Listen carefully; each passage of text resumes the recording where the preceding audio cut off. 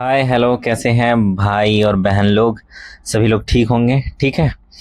हम लोगों ने 100 तक जो है 100 तक 70वीं बीपीएससी प्रीवियस ईयर क्वेश्चन का डिस्कशन कर लिया था। अभी जो रह गया था वो 101 से 150 तक का क्वेश्चन। ठीक है, उसको अभी हम लोग इस वीडियो में पूरा कर लेंगे। उसके अलावा मैं एक इंफॉर्मेशन आप लोग से शेयर कर रहा हूं कि मैंने ना एक रोड मैप बनाया है 60 दिनों का, कि हम कैसे तैयारी करेंगे और कैसे चलेंगे अपने प्रीलिम्स के एग्जाम को क्लियर करने के लिए। ठीक है, तो जिन लोगों ने फॉर्म नहीं भरा है बीपीएससी का, भर लीजिए अगर आप भरना चाहते हैं। ठीक, और हमारे साथ आप मेहनत कीजिए। ठीक है, और देखिए इसका रिजल्ट आपको बीपीएससी के प्री के एग्जाम में जरूर मिलेगा। ठीक है, चलिए तो बिना किसी और बात के हम लोग क्वेश्चन स्टार्ट करते हैं एनालिसिस। ठीक है, डिस्कशन। तो 101 नंबर क्वेश्चन कहता है कि राजनीतिक रणनीति संघर्ष विराम संघर्ष, यानी राजनीतिक रणनीति है संघर्ष विराम संघर्ष। ठीक है, स्ट्रगल ट्रूस स्ट्रगल। ठीक है, स्ट्रगल ट्रूस स्ट्रगल। ठीक, तो इसी को एसटीएस कहते हैं। किस आंदोलन के नारे से प्रख्यात हुई थी? तो किस आंदोलन के नारे से प्रख्यात हुई थी? यहाँ पे जो है ना दोनों आंदोलन में हुआ था और दोनों ऑप्शन में है। ठीक है, एक तो स्वदेशी आंदोलन में भी हुआ था और भारत छोड़ो आंदोलन में भी हुआ था, और गांधी जी ने इसका खूब उपयोग किया था। ठीक है, तो इसका सही आंसर जो बीपीएससी ने दिया वो दिया था बी। ठीक है, स्वदेशी आंदोलन में। ठीक, तो स्ट्रगल ट्रूस स्ट्रगल जो होता है ये एक ऐसी रणनीति होती है कि इसमें क्या होता है कि पहले तो पूरी ताकत से स्ट्रगल करें। ठीक है, अगर आप मतलब जा रहे हैं आंदोलन करने के लिए तो पहले स्ट्रगल करें, पहले फुल जो है स्ट्रांगली आप क्या करें, विरोध करें। ठीक है, उसके बाद थोड़ा सा विराम ले, शांति काल होता है, थोड़ा टाइम आप विराम ले, थोड़ा सा शांति काल रहे, उसके बाद फिर दुगनी ताकत से आप स्ट्रगल करें। समझ गए? तो इसी को कहते हैं स्ट्रगल ट्रूस स्ट्रगल, यानी संघर्ष विराम संघर्ष। ठीक, इसका उपयोग जो है महात्मा गांधी ने अपने राष्ट्रीय आंदोलन, विशेष रूप से सविनय अवज्ञा आंदोलन और असहयोग आंदोलन में खूब जमकर किया था। ठीक है, ताकि जनता की ऊर्जा लंबे समय तक बनी रहे। चलिए आगे बढ़ते हैं। 102 नंबर क्वेश्चन कहता है कि उर्वरक के किस घटक का उपयोग शीघ्र विकास को प्रोत्साहित करने के लिए किया जाता है? बताइए जी। भरने के लिए नाइट्रोजन चाहिए होता है। ठीक है, तो ए इसका सही आंसर है। पौधों को बेहतर ढंग से बढ़ने के लिए 3 मुख्य पोषक तत्व चाहिए होते हैं जिसको एनपीके कहते हैं। ठीक है, तो एन फॉर नाइट्रोजन और पी फॉर फास्फोरस और के फॉर पोटेशियम। ठीक है, तो इनकी जरूरत होती है। इनमें जो है नाइट्रोजन का सबसे मुख्य काम पौधों में प्रोटीन और क्लोरोफिल बनाना होता है, जिससे पौधों की पत्तियां हरी भरी होती हैं और उनके तनों व डालियों का शुरुआती जो विकास होता है वो बहुत तेजी से होता है, फास्ट ग्रोथ होता है। यूरिया जैसे खादों में इसलिए नाइट्रोजन प्रचुर मात्रा में होती है। समझ गए? चलिए आगे बढ़ते हैं। 103 नंबर क्वेश्चन क्या कहता है कि बिहार राज्य जल विद्युत शक्ति निगम की स्थापना निम्नलिखित में से किस वर्ष की गई थी? अगर कोई भी ऐसा संस्था, कुछ भी ऐसा विभाग है, निगम है, ये है वो है, अगर न्यूज में है तो आप उसको जरूर पढ़िएगा, उसके बारे में उसका बैकग्राउंड थोड़ा सा जरूर जान लीजिएगा कि कब हुआ, कैसे हुआ, किसने किया। ठीक, चलिए, और अभी क्या स्थिति है ये भी जान लीजिएगा। तो इसका जो है स्थापना हुआ था वो हुआ था 1982 में। ठीक है, तो सही उत्तर है ए। तो बिहार में नदियों और पानी के जरिए बिजली यानी हाइडल पावर जो होता है उसी को बनाने की योजनाओं की देखरेख और विकास करने के लिए सरकार ने एक विशेष संस्था बनाई, इस बिहार राज्य जल विद्युत शक्ति निगम लिमिटेड। ठीक है, Bihar state hydro electric power corporation, इसका नाम है बीएचपीसी, की आधिकारिक स्थापना जो हुई थी वो 1982 को हुई थी। ठीक है, इस अधिनियम के तहत कंपनी के रूप में इसको बनाया गया था।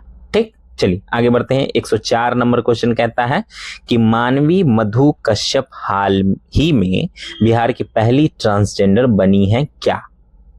तो मानवी मधु कश्यप न्यूज में थी। ठीक है, इसलिए पूछ भी दिया है, तो बताइए, करंट अफेयर्स का है ये क्वेश्चन।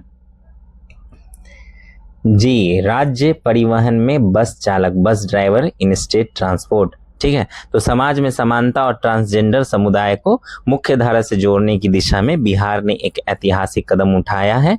मानवी मधु कश्यप बिहार राज्य की ऐसी पहली ट्रांसजेंडर महिला बन गई हैं जिन्हें बिहार राज्य सड़क परिवहन निगम, ठीक है, BSRTC के तहत सरकारी बस ड्राइवर चालक के रूप में नियुक्त किया गया था। एक पुलिस उप निरीक्षक भी बनी थी, उनका नाम आप लोग कमेंट में बताइए, ठीक है। चलिए आगे बढ़ते हैं। 105 नंबर क्वेश्चन क्या कहता है कि निम्नलिखित में से किसके लिए प्रकाश संश्लेषण में क्लोरोफिल का उपयोग किया जाता है, बताइए जी। प्रकाश को अवशोषित करने के लिए, सी इसका सही आंसर है। तो पेड़ पौधों की जो पत्तियां होती है उसमें एक हरा पिगमेंट होता है, वर्णक, ठीक, जिसे क्लोरोफिल कहते हैं। प्रकाश संश्लेषण जो होता है फोटोसिंथेसिस, यानी पौधों के भोजन बनाने की जो प्रक्रिया होती है उसमें क्लोरोफिल का मुख्य काम क्या होता है, सूरज की रोशनी, सौर ऊर्जा को, एनर्जी को अब्सॉर्ब करना, ठीक है, अवशोषित करना अपने अंदर या कैप्चर कर लेना, ताकि उस ऊर्जा का इस्तेमाल करके पानी और कार्बन डाइऑक्साइड से ग्लूकोज बनाया जा सके, ठीक है, समझ गए। चलिए आगे बढ़ते हैं। 106 नंबर क्वेश्चन क्या कहता है कि आत्मकथा, ठीक है, ऑटोबायोग्राफी है, आई हैव द स्ट्रीट्स अ कुट्टी क्रिकेट स्टोरी के लेखक कौन है, बताइए जी। ये महान स्पिनर है हमारे देश के क्रिकेट के, ठीक है, समझ गए, आर अश्विन और एस मोंगा ने जो है मिलकर लिखा है। तो ये पुस्तक भारत के दिग्गज स्पिन गेंदबाज आर अश्विन रविचंद्र अश्विन की आत्मकथा है, जिसे उन्होंने प्रसिद्ध खेल पत्रकार सिद्धार्थ मोंगा के साथ मिलकर लिखा।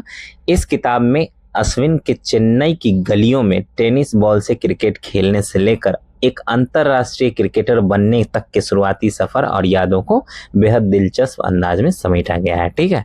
चलिए 107 नंबर क्वेश्चन क्या कहता है कि एशिया क्षेत्र से प्रतिष्ठित गोल्डमैन पर्यावरण पुरस्कार 2024 का विजेता कौन है, जी जी। ए ऑप्शन जो है इसका सही है, आलोक शुक्ला भारत से, ठीक है। तो गोल्डमैन पर्यावरण पुरस्कार को दुनिया भर में जो है ग्रीन नोबेल पुरस्कार के नाम से जाना जाता है। साल 2024 में यह प्रतिष्ठित सम्मान भारत के छत्तीसगढ़ के पर्यावरण कार्यकर्ता आलोक शुक्ला को दिया गया है। उन्होंने छत्तीसगढ़ के हसदेव अरण्य जंगलों को बचाने और वहां होने वाली कोयला खनन यानी माइनिंग के खिलाफ जो है स्थानीय आदिवासियों के साथ मिलकर एक बड़ा और सफल शांतिपूर्ण आंदोलन चलाया था। चलिए 108 नंबर क्वेश्चन क्या कहता है कि गंगा और गंडक नदियों के संगम पर आयोजित 1 महीने तक चलने वाले पशु मेले का क्या नाम है, आप लोग बता दीजिए। नहीं बता पाइएगा तो फिर क्या ही बोलूं मैं। ये इस क्वेश्चन का जवाब जिसको नहीं आता है ना, मत करिए आप लोग, तैयारी छोड़ दीजिए, ठीक है जी। बहुत ही फेमस मेला है सोनपुर, ठीक है, बी इसका सही आंसर है। सोनपुर मेला बिहार के सारण जिले में पड़ता है, ठीक है। बिहार के सारण जिले में गंगा और गंडक नदी के पवित्र संगम सोनपुर पर हर साल कार्तिक पूर्णिमा से एक भव्य मेला शुरू होता है, जिसे सोनपुर मेला या हरिहर क्षेत्र मेला भी कहा जाता है। यह पूरे एशिया का सबसे बड़ा पशु मेला माना जाता है, जहां हाथी, घोड़े, गाय, बैल और अन्य पशुओं की भारी खरीद बिक्री होती है। तो आप लोग गए थे इस बार, कमेंट में बताइए। चलिए 109 नंबर क्वेश्चन क्या कहता है कि अनुक्रम 14, 10, 6, 2 का 14वां पद क्या है, बताइए। देखिए गणित का क्वेश्चन है, गणितीय हल करना पड़ेगा, अरिथमेटिक का क्वेश्चन है, ठीक है। तो बताइए, देखिए पहला पद जो है, पहला पद क्या है, फर्स्ट 14, ठीक, ए से इसको डिनोट करते हैं, ठीक। अब मान लीजिए कि अंतिम पद क्या है, इन दोनों के बीच का अंतर क्या है, ठीक है।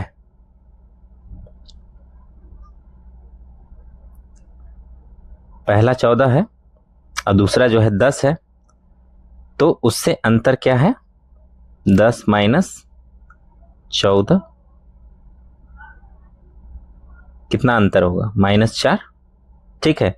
अब पदों की संख्या कितनी है टोटल, 14, 14वां पद ही पूछ रहा है, ठीक है। तो टोटल क्या है 14, इसका असल में एक सूत्र होता है, ठीक है, और सूत्र क्या है, Tn equal to A plus n-1 bracket D, ठीक। अब इस पे जो है जो भी यहाँ पे कैलकुलेशन है उसको आप रख दीजिए, आपका आंसर आ जाएगा, ठीक। या रख के बता दूं, चलिए बताता हूं। अब ये T है तो यहाँ पे क्या होगा, n की जगह पे क्या है 14 है, संख्या कितनी है 14। A में क्या है, A भी जो है हमारा 14 है, पहला अनुक्रम, ठीक है। और फिर उसके बाद क्या है प्लस ब्रैकेट, अब ये n है और -1 तो क्या होगा 13 हो जाएगा ना जी। पहले ब्रैकेट का ही काम करेंगे और फिर इधर क्या है -4, D बराबर -4 है, ठीक। तो अब आगे क्या होगा कैलकुलेशन, T14 14 और यहाँ पे क्या होगा ये minus plus minus minus plus minus, ठीक है, तो माइनस और 13 चौके 52, ठीक है। तो 14 माइनस 52 तो T14 बराबर क्या होगा -38, माइनस में ही होगा ना जी, तो -38 है जी, -38 है, ठीक है। तो इसका सही आंसर होगा C, ठीक। तो ये थोड़ा सा ना अर्थमेटिक का क्वेश्चन था और काफी भारी क्वेश्चन है। आप लोग अगर सही से समझ के इस तरह के क्वेश्चन अगर प्रैक्टिस करके जाएंगे तभी होगा, और नहीं बन रहा है अगर आपसे क्वेश्चन तो छोड़ दीजिए उसको, ठीक है, उसको टच मत कीजिए क्योंकि निगेटिव मार्किंग है, ठीक है, समझ गए। तो 14वां पद इसमें क्या होगा, इस श्रेणी में 14वां पद -38 होगा, ठीक। चलिए आगे बढ़ते हैं। अगला नंबर जो है 110 नंबर क्वेश्चन है और कहता है कि भारत के निम्नलिखित राज्यों में से किसमें कोयले का प्रमुख भंडार है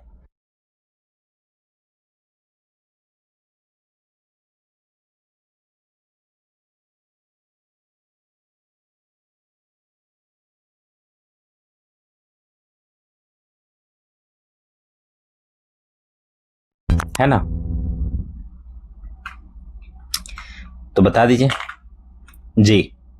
झारखंड जो है इसका सही आंसर है, ए इसका सही आंसर है, ठीक है। चलिए आगे बढ़ते हैं। 111 नंबर क्वेश्चन एक्सप्लेन कर दूं। 110 नंबर क्वेश्चन झारखंड कैसे, तो देखिए भारत में कोयले के कुल संचित जो कोल रिजर्व है उसके मामले में झारखंड राज्य देश में पहले स्थान पे आता है। यहाँ झरिया, धनबाद, बोकारो, कानपुर जैसे जो बेहद समृद्ध और मशहूर कोयला क्षेत्र है वो यही मौजूद है, जहाँ से देश को सबसे उत्तम दर्जे का कोयला कोल यानी कोकिंग कोल, ठीक है, प्राप्त होता है। बाकी जो विकल्प है उड़ीसा, छत्तीसगढ़ में भी भारी उत्पादन होता है, लेकिन कुल भंडार के मामले में ऐतिहासिक रूप से झारखंड ही सबसे आगे है, समझ गए।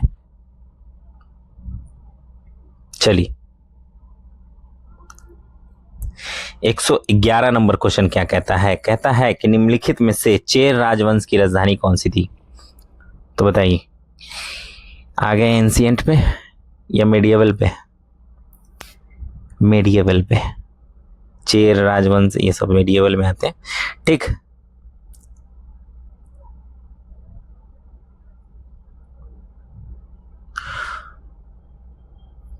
तो ए इसका जो है वो सही आंसर है, कुरूर यानी करूर जो है वही इसका सही आंसर है, ठीक है, ए। तो प्राचीन दक्षिण भारत के 3 प्रमुख राजवंश जैसे चेर, चोल, पांड्य में जो है चेर राजवंश की प्रारंभिक राजधानी करूर थी, जिसे वंजी या कुरुवूर भी कहा जाता था। यह वर्तमान समय में तमिलनाडु में स्थित है।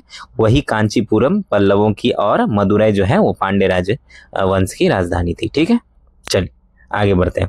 112 नंबर क्वेश्चन कहता है कि निम्नलिखित में से किसकी कक्षा अत्यधिक लंबी अंडाकार है, निम्नलिखित में से किसकी कक्षा अत्यधिक लंबी अंडाकार है, बताइए किसकी। धूमकेतु, ठीक है, कोमेट की, कोमेट ए जो है इसका सही आंसर है।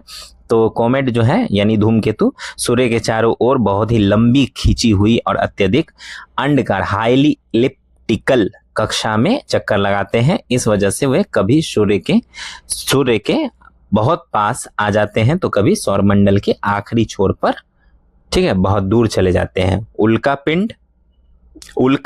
पिंड या छोटे तारे जो है ऐसी अत्यधिक अंडाकार लंबी कक्षा का पालन नहीं करते हैं। समझ गए? ये सब जो और ऑप्शन में दिया हो उसके बारे में। तो 113 नंबर क्वेश्चन क्या कहता है कि निम्नलिखित में से कौन भारत सरकार अधिनियम 1935 की विशेषताओं में नहीं है? पूछा है नहीं है, तो डी 1935 के अधिनियम का मूल्यांकन।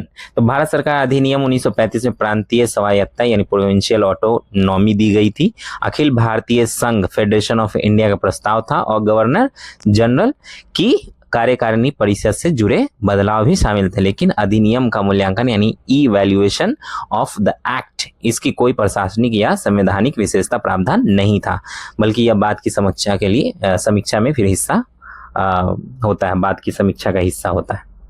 चलिए आगे बढ़ते हैं। 114 नंबर क्वेश्चन क्या कहता है कि बिहार के सकल घरेलू उत्पाद यानी जीडीपी में कृषि का कितना योगदान है? बताइए। योगदान कम है, बस इतना ही बोलूंगा जी। ऐसे तो देखिए 20% के आसपास है, ठीक ना।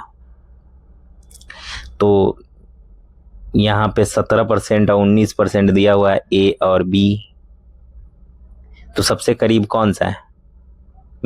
बी को ही सही आंसर मानना चाहिए, ठीक है।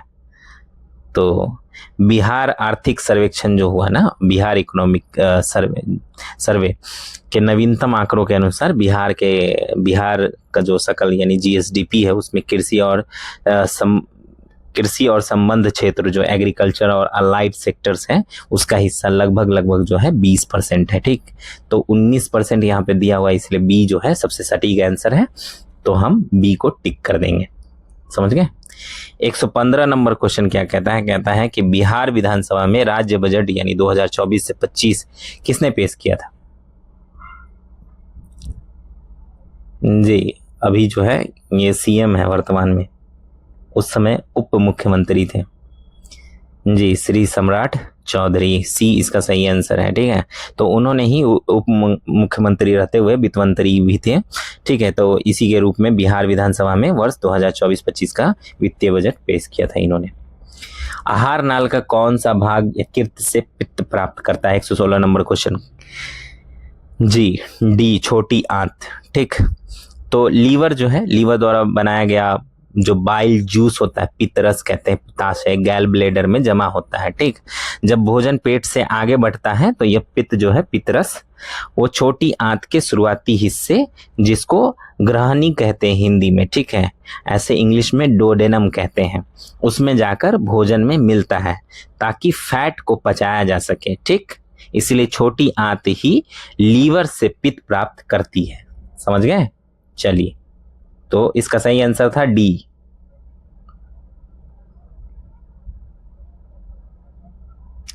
एक 117 नंबर क्वेश्चन क्या कहता है? कहता है कि भारतीय रिजर्व बैंक के अनुसार वित्तीय वर्ष 2025 के लिए हेडलाइन मुद्रास्फीति का अनुमान क्या है? जी, 4.5%। सी इसका सही आंसर है। भारतीय रिजर्व बैंक यानी आरबीआई ने अपनी मौद्रिक नीति समिति एमपीसी की बैठकों में वित्तीय वर्ष 2024 से 25 के लिए जो है उपभोक्ता मूल्य सूचकांक सीपीआई के आधारित हेडलाइन मुद्रास्फीति, ठीक है, यानी हेडलाइन इन्फ्लेशन का अनुमान लगाया है 4.5% का। 118 नंबर क्वेश्चन कहता है कि 1 जनवरी 2024 को किस देश ने ब्रिक्स की अध्यक्षता संभाली थी? तो संभाली थी रशिया ने, ठीक है। तो इसका सही आंसर है रूस। समझ गए? और कहाँ हुआ था ब्रिक्स का सम्मेलन? कजान शहर में। तो ये सब याद रखिएगा कि ब्रिक्स का सम्मेलन कहाँ हुआ, या किसी चीज़ में जो इम्पोर्टेंट सम्मेलन हुआ वो कहाँ हुआ, किसकी अध्यक्षता में हुआ, ठीक है, भारत का क्या रोल है, उनका जीडीपी कितना है, उनका जनसंख्या का परसेंटेज कितना है, सब मिला के ये सब जरूर याद रखिएगा, ठीक है। बैकग्राउंड थोड़ा सा पढ़ लिया कीजिए जो भी न्यूज़ में रहे, जगह या कोई भी ऐसा इवेंट हो। 119 नंबर क्वेश्चन क्या कहता है? कहता है निम्नलिखित को सुमेलित करके सही उत्तर का चयन कीजिए। तो समाचार पत्र और संपादक का नाम है, बताइए जी। फ्री हिंदुस्तान जो है वो तारकनाथ दास ठीक है, यह अखबार अमेरिका में तारकनाथ दास द्वारा जो है शुरू किया गया था। तो तारकनाथ दास जो है वो डी है, तो एक का डी हो जाएगा। वहीं दूसरे नंबर पे है इंडियन ओपिनियन। इसको महात्मा गांधी ने दक्षिण अफ्रीका में, गांधी जी जब थे तो वहीं पे शुरू किया था। ठीक, इंडियन ओपिनियन। तो दो का क्या हो जाएगा, ए। और तीसरा है वायसराय ऑफ इंडिया। इसको लिखा था दादा भाई, ये समाचार पत्र जो है वो दादा भाई नौरोजी और दादा भाई नौरोजी ने ही सिर्फ लिखा था, ठीक है, और किसी ने नहीं। तो यहाँ पे दादा भाई नौरोजी है, तो क्या हो जाएगा, 3 का बी। वहीं चौथा जो है बंगाली, तो इसको सुरेंद्रनाथ बैनर्जी बच जाते हैं वही, तो चौथा का हो जाएगा सी। तो सही आंसर क्या, सही विकल्प जो है वो ए होगा। ठीक है, तो ए इसका सही आंसर है। चलिए 120 नंबर क्वेश्चन क्या कहता है, कहता है कि ब्रिटिश शासन के दौरान नया प्रांत बिहार कब अस्तित्व में आया। सबको पता है, अप्रैल में आया था।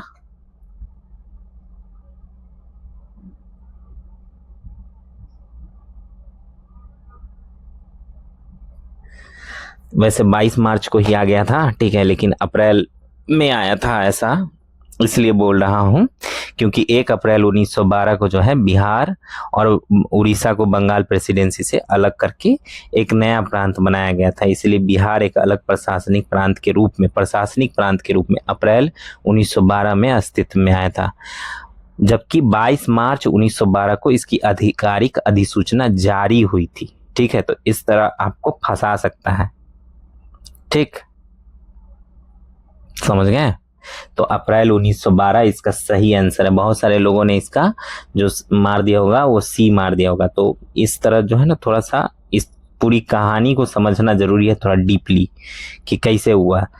तो दिल्ली दरबार 1911 में घोषणा हुई।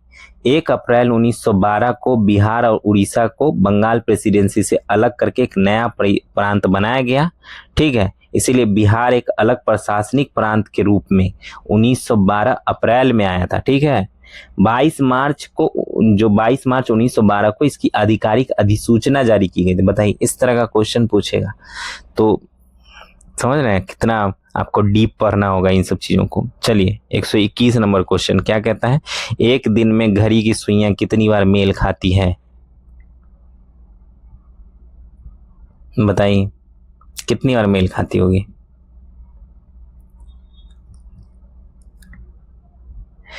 सी 22 बार। ठीक है, तो घड़ी की दोनों सुइयां जो हैं, घंटे और मिनट की सुई जो है, हर 12 घंटे में 11 बार एक दूसरे से मेल खाती है। तो 24 घंटे में कितनी बार खाएगी, 22 बार।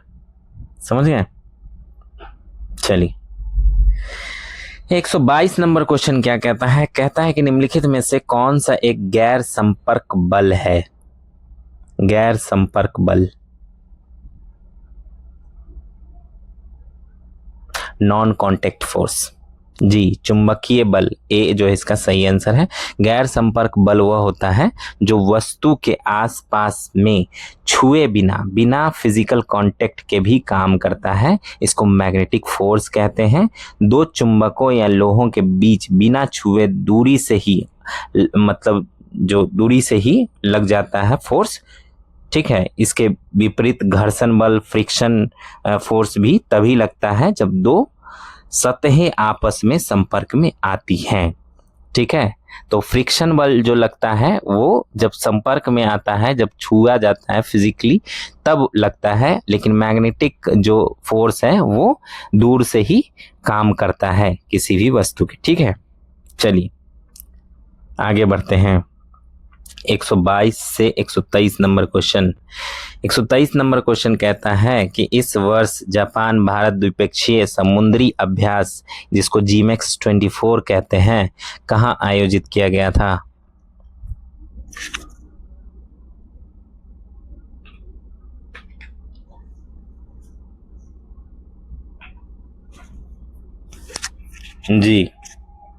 जी बिल्कुल, बंगाल की खाड़ी में, ए इसका सही आंसर है। ठीक है, तो जून 2024 में भारत और जापान की नौसेना के बीच द्विपक्षीय समुद्री अभ्यास का 8वां संस्करण था, जीमेक्स 24। ठीक है, अभी 26 होगा। भारतीय नौसेना की मेजबानी में बंगाल की खाड़ी में आयोजित किया गया था। ठीक है। 124 नंबर क्वेश्चन क्या कहता है? कहता है कि CGTMSE का पूरा रूप क्या है? बताइए। CGTMSE, ठीक है, तो इसका पूरा रूप बताना है, फुल फॉर्म बताना है, तो बताइए। तो इसका फुल फॉर्म है सी, ठीक है, credit guarantee fund trust for micro and small enterprises. समझ गए?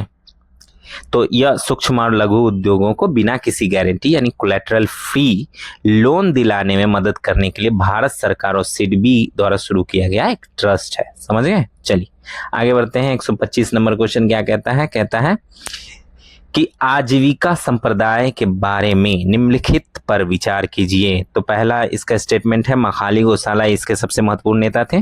दर्शन का केंद्रीय विचार नियति था जो कि भाग्य है।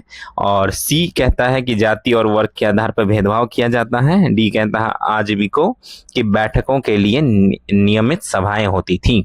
तो बताइए इनमें से कौन सा कथन सही है, कौन सा नहीं है?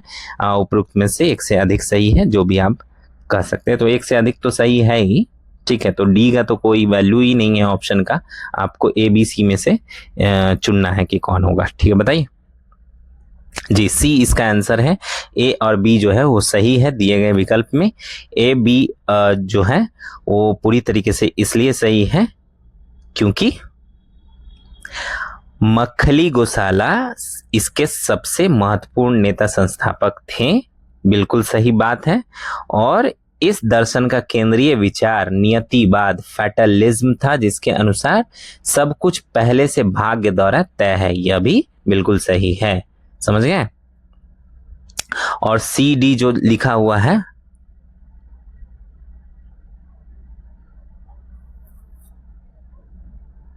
यहां पे विकल्प में देखेंगे सी में ए डी लिखा हुआ है, तो ए डी नहीं, यहाँ पे ए बी लिखा होना चाहिए था। ये प्रिंट मिस लग रहा है, यहाँ पे ये बी होना चाहिए था, ये डी नहीं होना चाहिए था। डी गलत है इसमें, ठीक है, डी गलत है, यहाँ पे बी होना चाहिए था और सी आंसर होना चाहिए था। समझ गए? यहाँ पे ये गलत है, सी ही इसका आंसर होगा, लेकिन ए बी सही है, ठीक। समझ गए? डी तो होगा ही नहीं, आजीविकों की बैठक के लिए नियमित सभाएं।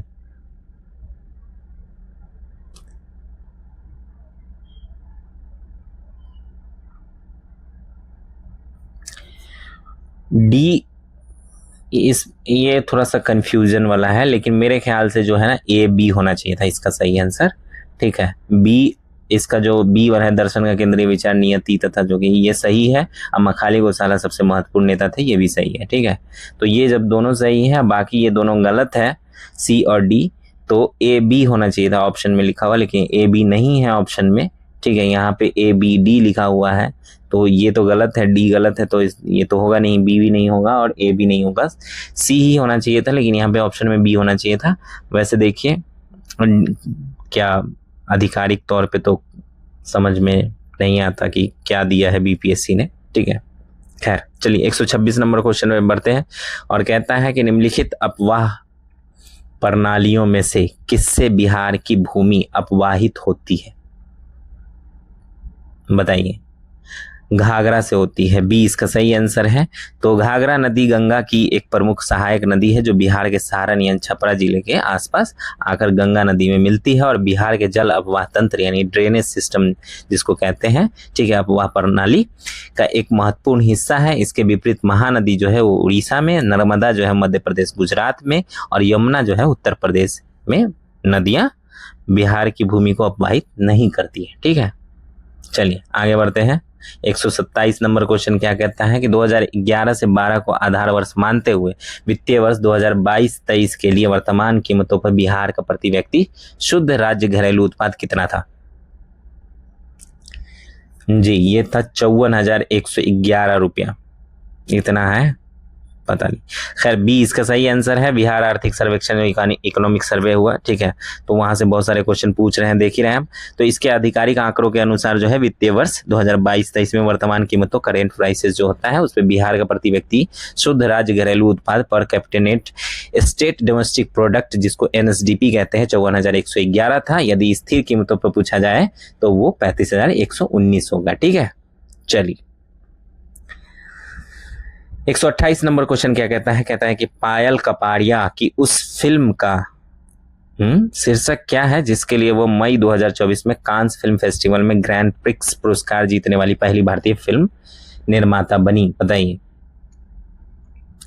जी। बी इसका सही आंसर है, all we imagine as light. ठीक है, all we imagine as light. तो मई 2024 में आयोजित 77वां कांस फिल्म फेस्टिवल हुआ था। इसमें भारतीय फिल्म निर्माता पायल कपाड़िया ने अपनी film all we imagine as light के लिए प्रतिष्ठित ग्रैंड प्रिक्स पुरस्कार जीतकर इतिहास रच दिया। यह मुकाम हासिल करने वाली वो पहली भारतीय फिल्म निर्माता है। ठीक है, तो 129 नंबर क्वेश्चन क्या कहता है कि निम्नलिखित में से कौन सा वायु प्रदूषण का प्रमुख कारण है? तो बताइए कौन सा कारण? जी बिल्कुल ए है इसका, जीवाश्म ईंधन का जलना। यानी जीवाश्म ईंधन क्या? कोयला वेला का जलना। ठीक है, तो कोयला, पेट्रोलियम और डीजल जैसे जीवाश्म ईंधन के जलने, burning of the fossil fuels से भारी मात्रा में कार्बन डाइऑक्साइड, सल्फर डाइऑक्साइड और नाइट्रोजन ऑक्साइड जैसी हानिकारक गैसें और बारीक कण जैसे PM2.5, PM10 निकलते हैं। यह सीधे तौर पर हवा में घुलकर वायु प्रदूषण का सबसे बड़ा और प्रमुख कारण बनता है। 130 नंबर क्वेश्चन पे आते हैं। 130 नंबर क्वेश्चन क्या कहता है? कहता है कि निम्नलिखित प्रश्न चिन्ह जो कि क्वेश्चन मार्क है के स्थान पर क्या आएगा? देखिए रीजनिंग का क्वेश्चन है, कैसे इसको सॉल्व करना है देख लेते हैं। ठीक है, चलिए आराम से गौर से देखते हैं। तो देखते हैं कि ये जो है इसमें 21 में से हम 15 घटाएंगे तो कितना आएगा? 6। 16 में से 10 घटाएंगे तो कितना आएगा? 6। ठीक है, अच्छा 6 कितना होता है? 36। चलिए ये सही है। ठीक, अब यहाँ पे है कि अगर हम 10 में से 7 घटाएंगे तो हमको मिलेगा 3 और 13 में से 10 घटाएंगे तो मिलेगा हमको 3। तो 3 3 9 होना चाहिए। पता नहीं कैसे क्वेश्चन पूछा है, पता नहीं क्या है यार, मतलब भांग खा के पूछ लेता है या तो अलग ही लॉजिक है, पता नहीं कैसे सॉल्व करेंगे ये। खैर अगला क्वेश्चन देखते हैं, क्वेश्चन मार्क क्या है, मतलब इसका आंसर क्या होगा।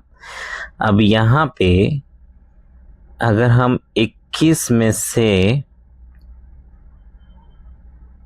13 घटा दें तो यहाँ पे अगर 13 होता तो 8, तभी तो 8 8 64 होगा। और यहाँ 15 में से 14 तो एक ही बचेगा। भाई देखिए ये क्वेश्चन बहुत ही वाहियात है।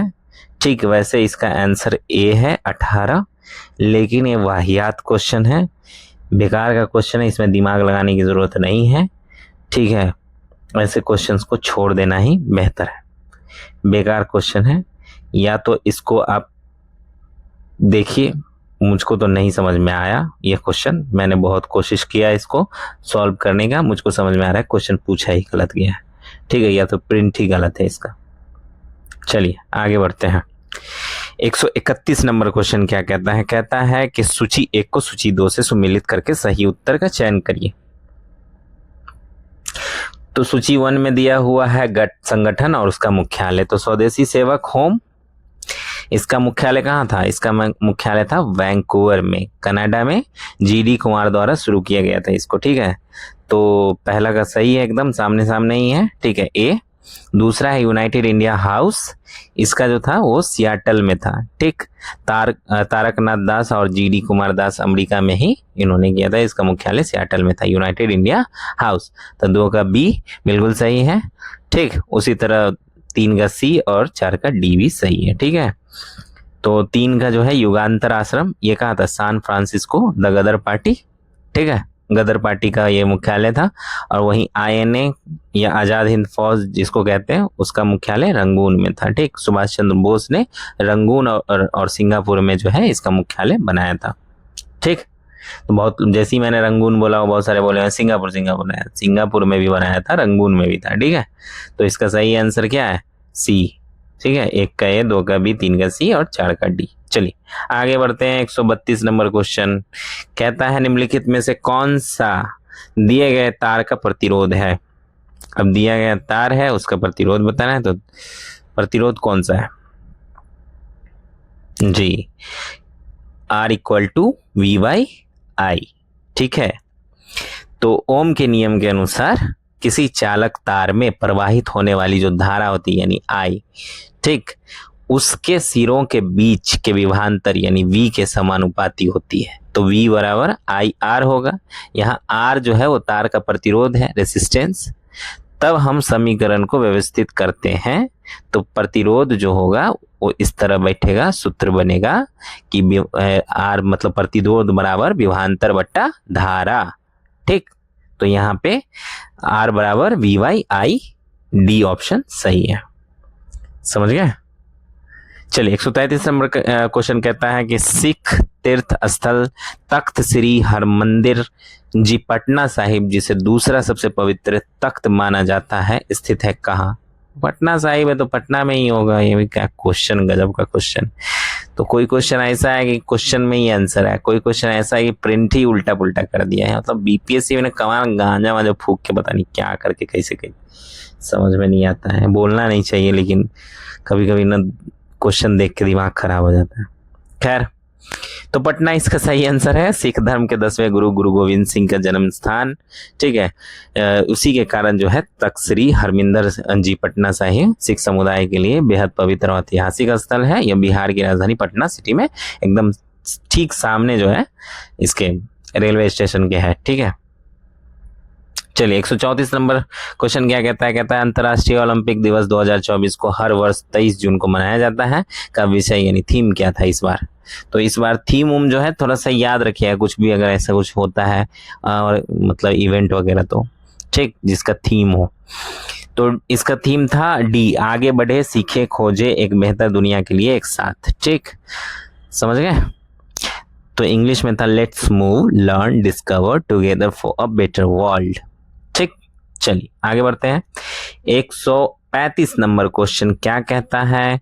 कहता है कि 18वीं लोकसभा के चुनाव के बाद मोदी सरकार में केंद्रीय कपड़ा मंत्री के रूप में किसे नियुक्त किया गया? बताइए, कपड़ा मंत्री कौन है, ये है वो है, सब आपको एकदम अच्छे से क्यों इसलिए पूछा गया क्योंकि ये हमारे बिहार के बेगूसराय के हैं, ठीक है। तो गिरिराज सिंह को कपड़ा मंत्री बनाया गया, ठीक है। तो 2024 के लोकसभा चुनाव जो 18वीं लोकसभा चुनाव था, उसके बाद नवगठित केंद्रीय मंत्रिमंडल में बिहार के बेगूसराय के सांसद जो है श्री गिरिराज सिंह को केंद्रीय कपड़ा मंत्री मिनिस्टर ऑफ टेक्सटाइल्स की जिम्मेदारी सौंपी गई थी। तो 136 नंबर क्वेश्चन क्या कहता है? कहता है कि ब्राजील के मिनास गेरेस प्रांत में निम्नलिखित में से कौन सा खनिज मिलता है? बताइए। जी, आयरन ओर मिलता है, लॉ अयस्क, ठीक है। तो ब्राजील का मिनास गोरेस जो है वो अपनी समृद्ध खनिज संपदा के लिए दुनिया भर में प्रसिद्ध है। यह क्षेत्र विशेष रूप से उच्च गुणवत्ता वाले लॉ अयस्क आयरन ओर के विशाल भंडारों और खनन के लिए जाना जाता है, जैसे ईटाबीरा खदान। चलिए 137 नंबर क्वेश्चन क्या कहता है? अप्रैल 2024 में शेख अहमद अब्दुल्ला अहमद अल सबा को किस देश का नया प्रधानमंत्री नियुक्त किया गया? जी, कुवैत का किया गया। सी इसका सही आंसर है। अप्रैल 2024 में कुवैत के अमीर शासक ने एक शाही फरमान जारी कर शेख अहमद अब्दुल्ला अल अहमद अल सबा को कुवैत का नया प्रधानमंत्री नियुक्त किया गया, ठीक है। चलिए आगे बढ़ते हैं। 138 नंबर क्वेश्चन, बिहार बजट 2024 से का जो 24 से 25 में किस क्षेत्र को सबसे अधिक आवंटन प्राप्त हुआ, यानी पैसा वैसा मिला किस क्षेत्र को सबसे ज्यादा? बताइए। बिहार बजट 2024-25 में जी सम्राट चौधरी ने जो प्रस्तुत किया था, जिस शिक्षा को मिला है, ठीक है, लेकिन कोई सुधार तो है नहीं वैसे। तो बिहार सरकार के बजट 2024-25 में सामाजिक सेवाओं के तहत शिक्षा विभाग एजुकेशन डिपार्टमेंट को सबसे अधिक राशि आवंटित की गई थी, ठीक। बिहार सरकार अपने कुल बजट का एक बहुत बड़ा हिस्सा जो है 22%, ठीक, उससे भी थोड़ा अधिक शिक्षा के विकास और सुधार पर खर्च करती है, पर करती नहीं है, लेकिन करती है खर्च, लेकिन करती नहीं है। चलिए 139 नंबर क्वेश्चन क्या कहता है? संविधान के किस संशोधन द्वारा एंग्लो इंडियन समुदाय के लिए आरक्षित 2 सीटों को समाप्त कर दिया गया? तो 104वां हम लोगों ने पहले भी डिस्कस किया था। 104वें संविधान संशोधन अधिनियम 2019 द्वारा लोकसभा राज्यसभा विधानसभाओं में अनुसूचित जाति, एससी और अनुसूचित जनजाति, ठीक है, एसटी के आरक्षण को 10 साल के लिए बढ़ा दिया गया। लेकिन इसके तहत एंग्लो इंडिया जो है, देखिए इसी संविधान संशोधन में 10 साल के लिए उनका जो आरक्षण है उसको बढ़ा दिया गया, एससी और एसटी का। लेकिन एंग्लो इंडियन जो है, आंग्ल भारतीय समुदाय, उनका जो आरक्षित 2 सीट था उस प्रावधान को खत्म कर दिया गया है, ठीक है। चलिए 140 नंबर क्वेश्चन क्या कहता है कि निम्नलिखित में से कौन सा वैल्यू सोलर स्थिरांक यानी सोलर कांस्टेंट मान है? जी, ए 1.4 किलोवाट पर मीटर स्क्वायर। ठीक है, पृथ्वी के वायुमंडल की बाहरी सतह पर सूर्य की किरणों के लंबवत पड़ने वाले प्रति इकाई क्षेत्र पर मिलने वाली सौर ऊर्जा को सोलर स्थिरांक कहते हैं। इसका वैज्ञानिक मान होता है 1361 वाट पर मीटर स्क्वायर या 1.36 किलोवाट पर मीटर स्क्वायर होता है, जो दिए गए विकल्पों में 1.4 के करीब है। ठीक है, वो समझ गए, सबसे नजदीक है, इसीलिए इसको सही आंसर माना था बीपीएससी ने भी। चलिए 141 नंबर क्वेश्चन कहता है भारतीय रिजर्व बैंक के अनुसार एक स्मॉल फाइनेंस बैंक यानी एसएफबी के यूनिवर्सल बैंक में परिवर्तन के लिए पात्रता मापदंडों में से क्या है, बताइए